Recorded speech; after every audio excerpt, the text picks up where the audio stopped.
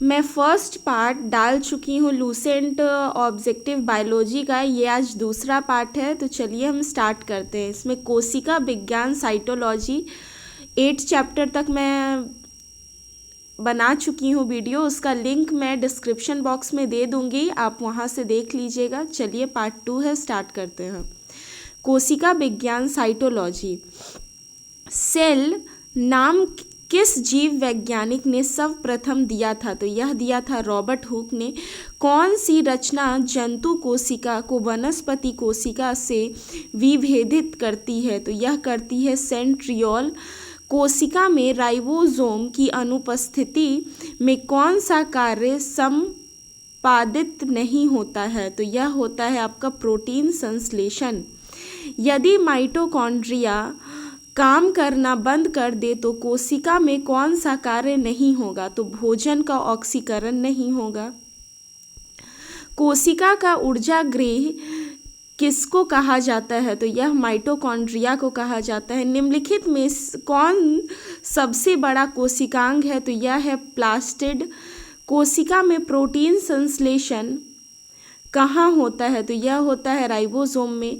पादप कोशिकाओं का सबसे बाहरी आवरण कहलाता है? तो यह कहलाता है कोशिका भित्ति। कोशिका को एक निश्चित रूप प्रदान करती है तो कोशिका भित्ति। कोशिका द्रव में उपस्थित महीन, शाखित, झिल्लीदार और अनियमित नलिकाओं का घना जाल कहलाता है। तो यह कहलाता है अंततः प्रद्रव्य जालिका। प्रोटीन निर्माण का सक्रिय स्थल है तो यह है राइबोसोम। कौन सा कोशिकांग केवल पादप कोशिका में पाया जाता है? तो यह पाया जाता है उपरोक्त सभी। कोशिका भित्ति भी पाया जाता है, लबक भी पाया जाता है और रितिकाएं भी पाया जाता है। कोशिकीय श्वसन का सक्रिय स्थल है तो यह है माइटोकॉन्ड्रिया। ल्यूकोप्लास्ट मुख्यतः पाए जाते हैं तो यह पाए जाते हैं जड़ों की कोशिकाओं में। फूलों और बीजों को विभिन्न प्रकार के आकर्षण रंग प्रदान करता है तो यह करता है क्रोमोप्लास्ट। पत्तियों को हरा रंग प्रदान करता है तो यह करता है क्लोरोप्लास्ट। कोशिका की आत्महत्या की थैली कहलाता है तो यह कहलाता है लाइसोसोम। कोशिका की आत्महत्या की थैली कहलाता है तो यह कहलाता है लाइसोसोम। लाइसोसोम में पाया जाने वाला वह एंजाइम जिनमें जीव द्रव्य को घुला देने या नष्ट कर देने की क्षमता होती है कहलाता है हाइड्रोलाइटिक एंजाइम। 80% से अधिक सेल कोशिका में पाया जाने वाला पदार्थ है तो यह है जल। निम्नलिखित में से किसने यह मूल अवधारणा प्रस्तुत की थी कि सभी जीव कोशिकाओं के बने हुए हैं? तो यह की थी स्लाइडेन और स्वान ने।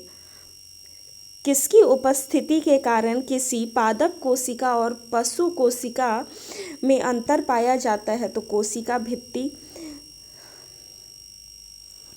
गोल्जी काय का प्रमुख कार्य है तो स्रावी। और निम्नलिखित में से कौन सा कोशिकांग डीएनए रखता है? तो सेंट्रियोल। कौन सा कोशिकांग प्रोटीन संश्लेषण में प्रमुख भूमिका निभाता है? तो यह निभाता है एंड्रोप्लाज्मिक रेटिकुलम एवं राइबोसोम। प्रोग्राम्ड सेल डेथ का कोशिकीय एवं आणविक नियंत्रण क्या कहलाता है? तो यह कहलाता है एंजिंग।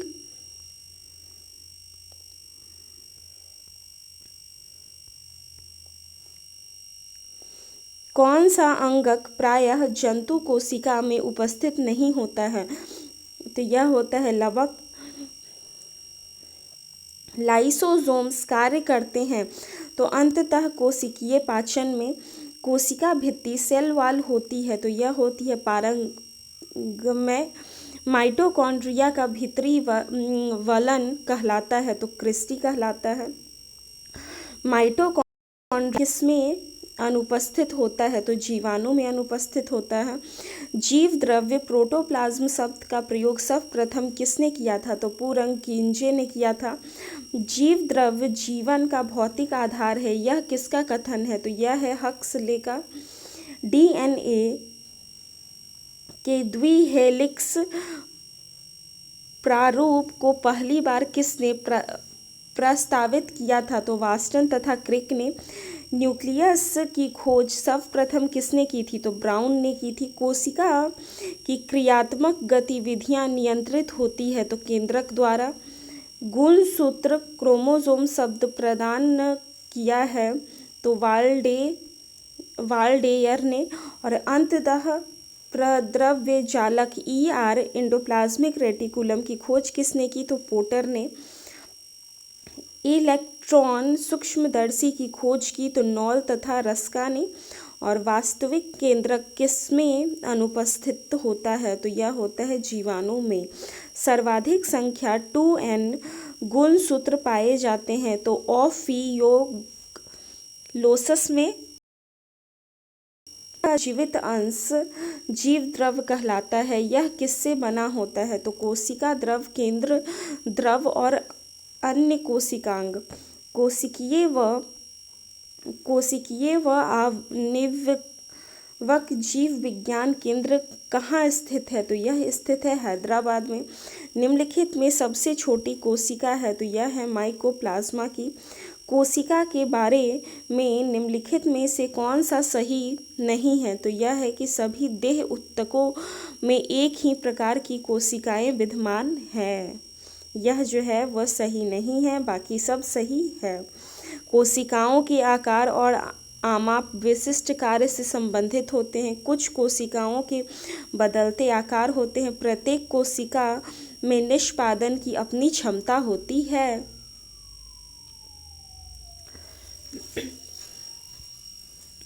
निम्नलिखित कोशिका अंगकों में कौन सा एक अर्धपारगम्य होता है? तो यह होता है कोशिका झिल्ली।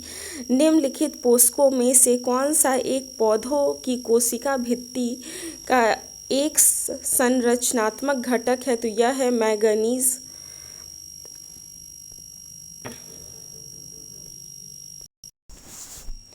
न्यूक्लियस के बाहर DNA कहाँ मिलता है? तो माइटोकॉन्ड्रिया में मिलता है।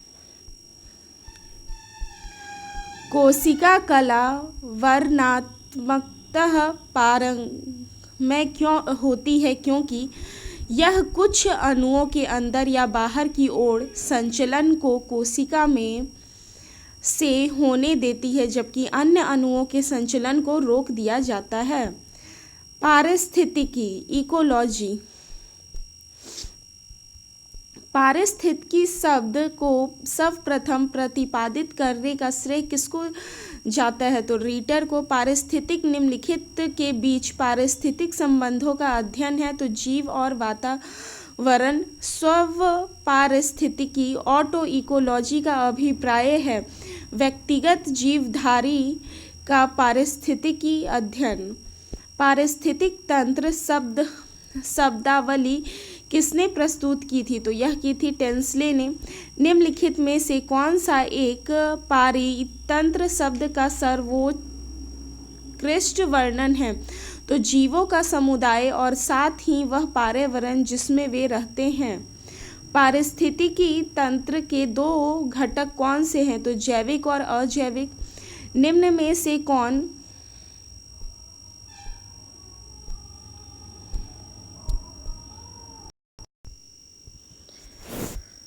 निम्नलिखित कोशिका अंगकों में कौन सा एक अर्धपारगम्य है? तो यह है कोशिका झिल्ली।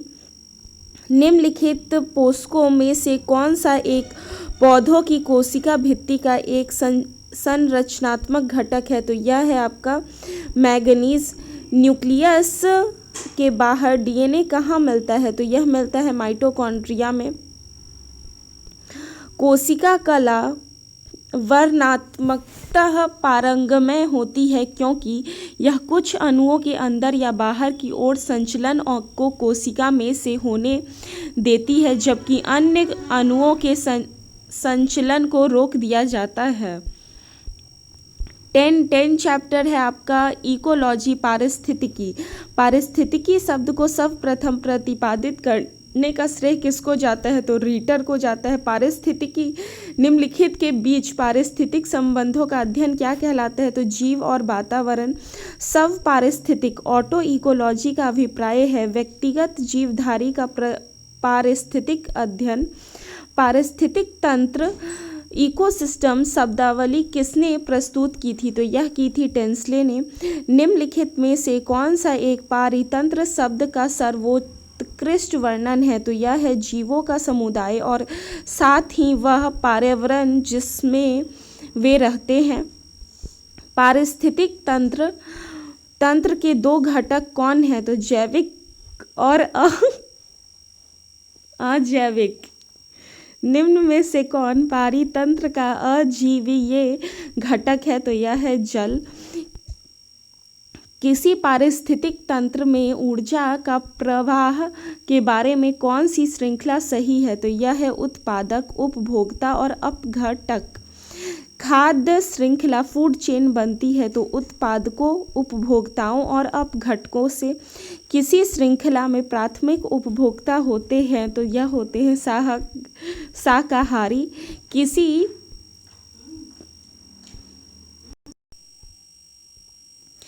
किसी पारितंत्र में उत्पादकों का कार्य होता है तो सौर ऊर्जा को पकड़ना एवं इसे रासायनिक ऊर्जा में बदलना।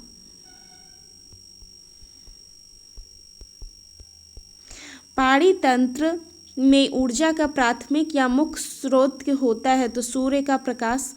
किसी पारितंत्र में सबसे बड़ी संख्या होती है तो प्राथमिक उत्पादकों की।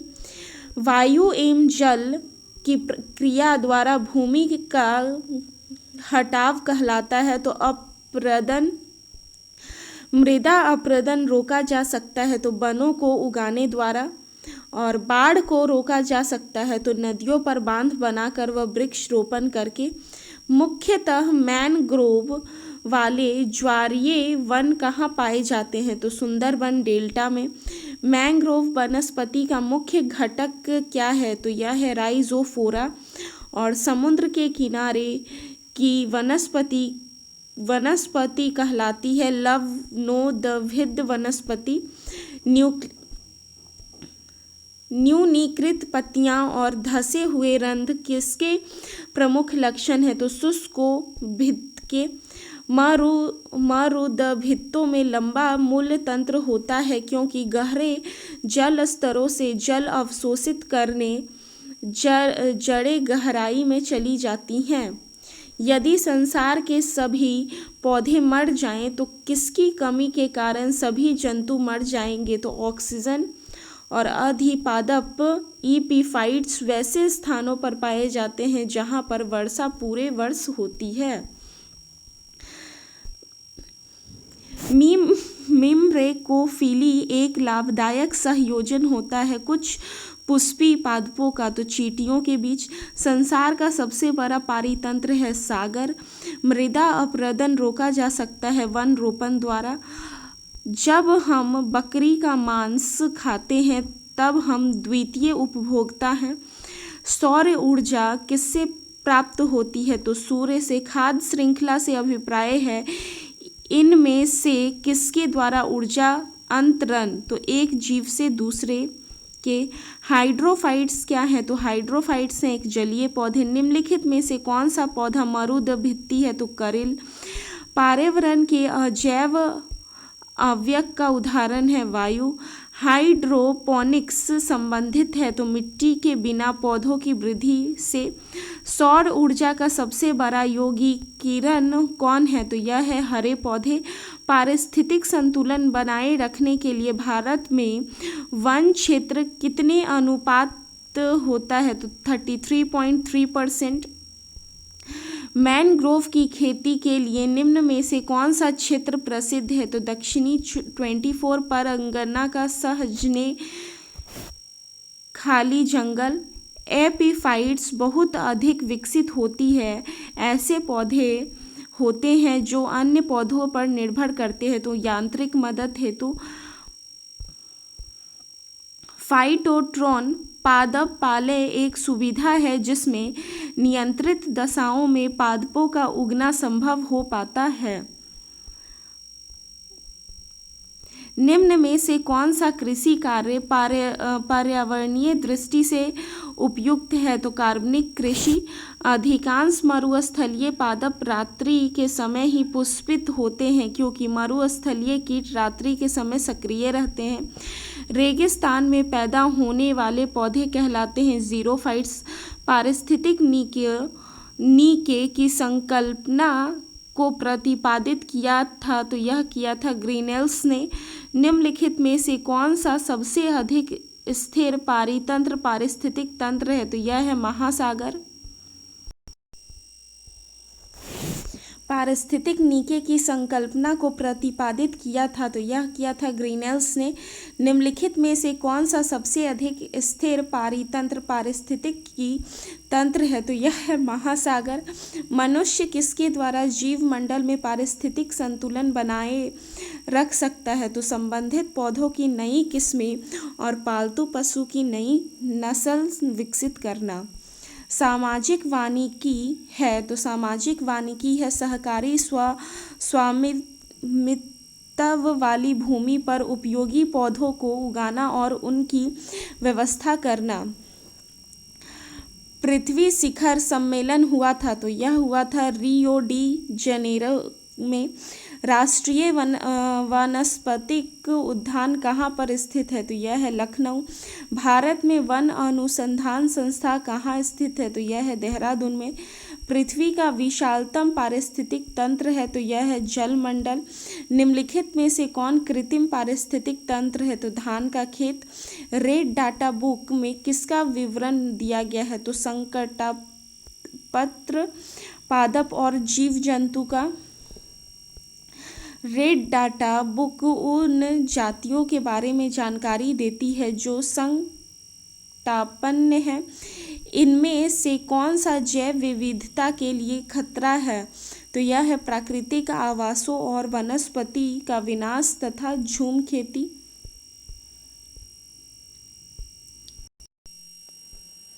भारत में पारिस्थितिक असंतुलन का कौन सा एक प्रमुख कारण है? तो यह है आपका वनोन्मूलन। ताल पारिस्थितिक तंत्र की स्थिरता निर्भर करती है तो उत्पादकों और उपभोक्ताओं पर। प्रकृति के संतुलन को तय करने वाला मुख्य कारक है तो यह है मानव गतिविधियाँ। निम्न में से किसे वैश्विक विरासत का वन माना जाता है? तो पश्चिम बंगाल में सुंदरवन। वह वर्णक जो वनस्पति को पराबैंगनी किरणों के दुष्प्रभाव से बचाता है कौन सा है? तो यह है फाइकोसाइनिन। सर्वाधिक जैव विविधता कहाँ पाई जाती है? तो उष्णकटिबंधीय वर्षावन। कांजीरंगा किस लिए जाना जाता है? तो यह जाना जाता है गेंडा के लिए। पारिस्थितिक तंत्र में तत्वों के चक्रण को क्या कहते हैं? तो जैव भू रासायनिक चक्र। चिपको आंदोलन मूल रूप से किसके विरुद्ध था? तो यह था वन कटाई। इको मार्क उन भारतीय उत्पादों को दिया जाता है जो पर्यावरण के प्रति मैत्रीपूर्ण हो। वातावरण में ग्रीन हाउस गैसों के बढ़ते बाहुल्य के कारण निम्नलिखित प्रभावित हुए हैं सिवाय ऑक्सीजन निषेचन प्रभाव। ओजोन इतनी सांद्रता संकेंद्रण पर गंभीर फूफुसीय शोफ उत्पन्न करके मानव स्वास्थ्य को प्रभावित करता है तो 9.0 ppm। विश्व का सबसे अधिक तेजी से बढ़ने वाला जल पादप है तो यह है जल हायासिंथ। निम्नलिखित में से किस कार्य से पारिस्थितिक संतुलन बिगड़ता है? तो लकड़ी काटना। यदि विश्व के सभी पादप मर जाते हैं तो सभी पशु भी इनकी कमी के कारण मर जाएंगे तो ऑक्सीजन।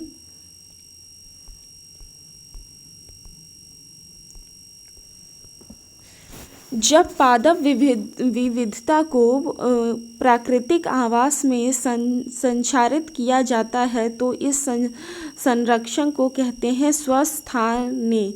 अत्यधिक वनोन्मूलन का सबसे अधिक खतरनाक प्रभाव है मृदा अपरदन। चारण आहार श्रृंखला के आधार तल में जीव होते हैं तो उत्पादक पर्यावरणीय आयोजन के साथ मूलतः संबंधित संगठन है NEERI। मैंग्रोव वनों पर वैश्विक तापन का क्या प्रभाव है? तो मैंग्रोव के विशाल क्षेत्र जलमग्न हो जाएंगे। और भारत में धारणीय विकास के दृष्टिकोण से विद्युत उत्पाद का सबसे अच्छा स्रोत कौन सा है? तो जल विद्युत। धारणीय विकास जिनके उपयोग के संदर्भ में अंतर पीढ़ीगत संवेदनशीलता का विषय है तो यह है प्राकृतिक संसाधन। दो विभिन्न समुदाय के बीच का संक्रांति क्षेत्र कहलाता है इकोटोन। एक मनुष्य के जीवन को पूर्ण रूप से धारणीय करने के लिए आवश्यक न्यूनतम भूमि को क्या कहते हैं? तो पारिस्थितिकीय पदछाप। निम्न में से कौन एक प्रवाल विरंजन का सबसे अधिक प्रभावी कारक है? तो सागरीय जल के सामान्य तापमान में वृद्धि। निम्नलिखित पदार्थों में से कौन से ओजोन रीतिकारक हैं? तो यह है आपका क्लोरोफ्लोरोकार्बन्स, हैलोन्स और कार्बन टेट्राक्लोराइड, तीनों जो हैं वो हैं। भारत के निम्नलिखित क्षेत्रों में से कौन से जैव विविधता की दृष्टि से उत्तेजनशील माने जाते हैं? तो यह माने जाते हैं पूर्वी हिमालय और पश्चिमी हिमालय। पारिस्थितिक निकाय के रूप में आर्द्र भूमि निम्नलिखित में से किस हेतु उपयोगी है? तो उपयुक्त सभी हेतु। पोषण, पूर्ण प्राप्ति एवं चक्रण हेतु, पौधे द्वारा अवशोषण के माध्यम से भारी धातुओं को अवमुक्त करने हेतु और तलछट रोक कर नदियों का गादीकरण कम करने हेतु। निम्नलिखित में से कौन सा सही सुमेलित नहीं है? तो सही सुमेलित नहीं है भारतीय वन प्रबंधन संस्थान कलकत्ता जो है वो सही नहीं है। निम्नलिखित में से किस देश में विश्व के तापमानों पर आंकड़े इकट्ठा करने के लिए वैश्विक वायुमंडल चौकसी स्टेशन स्थापित नहीं किया गया है? तो ये किया गया है, नहीं किया गया है, तो भारत में नहीं किया गया है। निम्नलिखित में से कौन सा कथन सही है? तो जैव मंडलीय पारिस्थितिक तंत्र में ऊर्जा का प्रवाह एक दिशीय होता है। निम्नलिखित में से कौन सी हरित गृह गैस नहीं है? तो हाइड्रोजन जो है वो हरित गैस नहीं है। निम्नलिखित में से कौन पारिस्थितिक तंत्र में विषय में सही नहीं है? तो यह एक बंद तंत्र होता है। खाद्य श्रृंखला फूड चेन में मानव है प्राथमिक तथा द्वितीय उपभोक्ता। निम्न में से कौन आहार श्रृंखला का निर्माण करते हैं? तो घास, बकरी तथा मानव। पारिस्थितिक विज्ञान केंद्र कहाँ है? तो बेंगलुरु में है। विश्व पर्यावरण दिवस किस दिन मनाया जाता है? 5 जून को मनाया जाता है। प्रथम विश्व पर्यावरण दिवस किस वर्ष मनाया जाता है? तो 1973। घटती उत्पादनशीलता के कर्म में पारिस्थितिक तंत्र में निम्नलिखित में से कौन सा कर्म सही है? तो मैंग्रोव, घास मैदान, झील और सागर। नेक्स्ट चैप्टर है आपका प्रदूषण, पॉल्यूशन। देखते हैं वायु प्रदूषण का विश्वसनीय संकेतन इंडिकेटर है तो लाइकेंस तथा मॉस। मोटर कार से उत्पन्न प्रदूषण जो मानसिक रोग पैदा करता है वह है आपका मोटर कार से उत्पन्न प्रदूषण जो मानसिक रोग पैदा करता है वो हो गया आपका लीड, इसको पीबी कहते हैं। कार्बन मोनोऑक्साइड एक प्रदूषक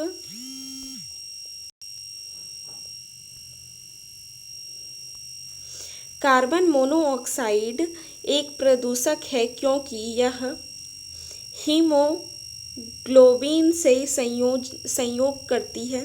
मुख्य वायु प्रदूषक होता है तो यह होता है आपका कार्बन मोनोऑक्साइड CO। मुंबई और कलकत्ता जैसे शहरों में प्रमुख वायु प्रदूषक है COM SO2। निम्नलिखित में से कौन सा वायुमंडलीय प्रदूषक नहीं है तो नहीं है आपका कार्बन डाइऑक्साइड नहीं है। हरित गृह गैस ग्रीन हाउस गैसेस कहलाने वाली गैस है तो यह है CFC CO2 CH4 और NO2। कौन सी गैस पृथ्वी पर हरित गृह प्रभाव से में सर्वाधिक योगदान करती है तो कार्बन डाइऑक्साइड। पॉलिटन नगरों में प्रदूषण का प्रमुख स्रोत है तो स्वतः चालित वाहन। निम्नलिखित में से कौन सी गैस हीमोग्लोबिन से संयोग कर रक्त में एक विषैला पदार्थ बनाती है तो CO। निम्नलिखित में कौन सा जैव निम्नीकरणीय है तो रबर। निम्न प्रदूषकों में कौन जैव विघटित है तो यह है वाहित मल। निम्नलिखित में से किस वायु प्रदूषक के कारण मनुष्य में तंत्रिका तंत्र संबंधित रोग पैदा होते हैं तो सीसा। निम्नलिखित में से कौन सा वायु प्रदूषक मनुष्य में रक्तदाब ब्लड प्रेशर को बढ़ा देता है तथा हृदय संबंधी रोग पैदा करते हैं तो कैडमियम। लोहे की खानों में काम करने वाले मजदूरों में लौह सकितमयता रोग होने का कारण है सिलिका। वायुमंडल में कार्बन डाइऑक्साइड का निर्माण मुख्यतः हुआ है तो यह हुआ है जीवों के श्वसन से। ताजमहल को क्षति पहुंच रही है। मथुरा तेल शोधनशाला से निकल के वायु प्रदूषकों से कहा जाता है कि ताजमहल मार्बल कैंसर से ग्रस्त है। यह मार्बल कैंसर क्या है तो अम्लीय वर्षा जो मार्बल का क्षरण करती है। पृथ्वी के वायुमंडलियों में उपस्थित ओजोन स्तर परावैंगनिक किरणों में प्रवेश को कम करती है। मीनामाता महामारी जिसके कारण 1965 में जापान में अनेक लोग मरे थे पानी में इसके प्रदूषण के कारण हुई तो पारद। जल प्रदूषण को मापने हेतु निम्नलिखित में से कौन सी जांच की जाती है तो यह की जाती है बायोमैकेनिकल ऑक्सीजन डिमांड DDT होता है तो अजैव अपघटनीय प्रदूषण सूर्य से आने वाली हानिकारक पराबैंगनी विकिरणों से होता है त्वचा का कैंसर। यदि जल का प्रदूषण वातावरण गति से होता रहा तो अंततः जल पादपों के लिए ऑक्सीजन के अणु अप्राप्य हो जाएंगे। नदियों में जल प्रदूषण की माप की जाती है तो O2 की घुली हुई मात्रा से। निम्न में से कौन सी गैस वायु को प्रदूषित नहीं करती है तो ऑक्सीजन। प्रकाश रसायन स्मॉग इस आम क्रिया का परिणाम है। सूर्य प्रकाश की उपस्थिति में NO2 और O3 तथा पर ऑक्सी एसिटिल नाइट्रेट।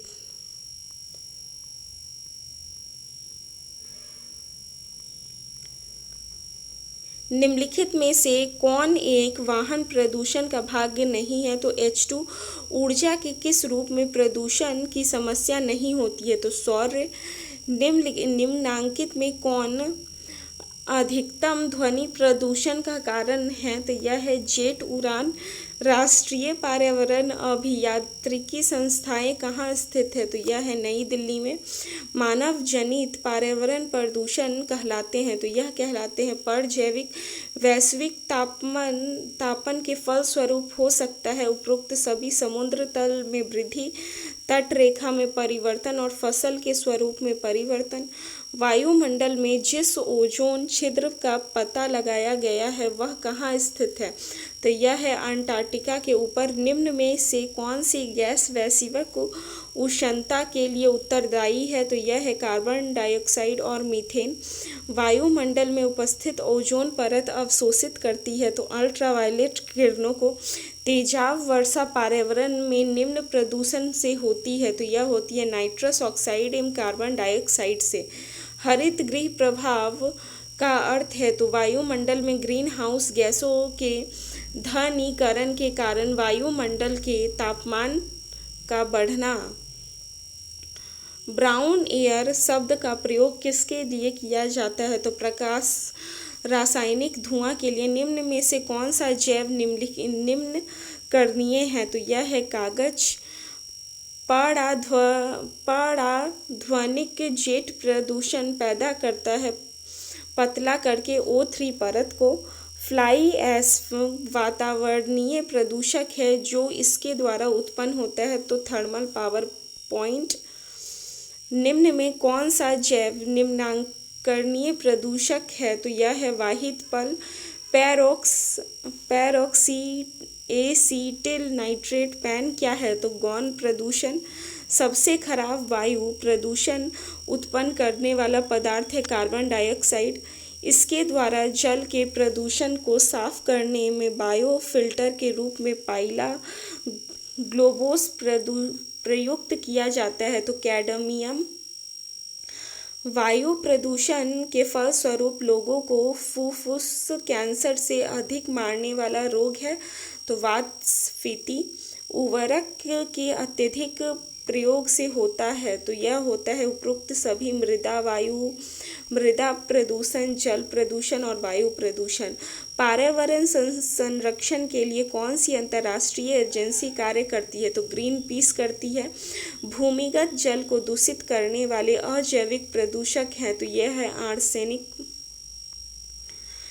सूची 1 को सूची 2 के साथ सम्मिलित कीजिए। तो एस्बेस्टस धूल यह प्रदूषक है और प्रभावित अंग है। तो एस्बेस्टस धूल फेफड़ा को प्रभावित करता है। शीशा जो है वो मस्तिष्क को प्रभावित करता है। पाड़ा आपका जो है वह उदर को प्रभावित करता है और कार्बन मोनोऑक्साइड जो है आपका रक्त धाराएं को प्रभावित करता है। भूमिगत जल के प्रभाव के साथ नीचे की ओर बहने वाले प्रदूषकों को क्या कहते हैं? तो निष्कासिक। भारत के कुछ भागों में पेयजल में निम्नलिखित में कौन से प्रदूषक पाए जाते हैं? नीचे दिए गए कोड का प्रयोग करते हुए सही उत्तर का चयन कीजिए। तो आर्सेनिक और फ्लोराइड।